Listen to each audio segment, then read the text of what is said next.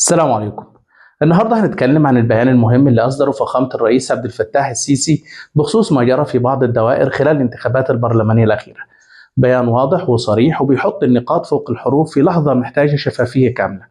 الرئيس أكد أن الأحداث اللي حصلت في عدد من الدوائر والخلافات اللي ظهرت بين المرشحين هي مسؤولية الهيئة الوطنية للانتخابات وحدها، وهي هيئة مستقلة ومخولة قانونا بفحص كل الوقائع والطعون المتعلقة بالعملية الانتخابية.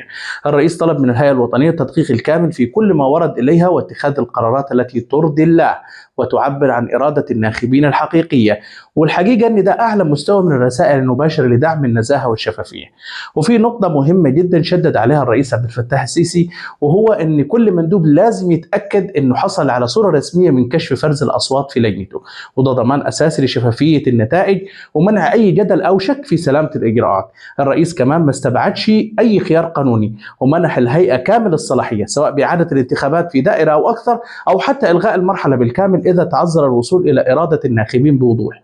وده تأكيد مباشر أن صوت المواطن هو الأساس، وأن الدولة حريصة على نزاهة العملية الانتخابية من بدايتها لنهايتها.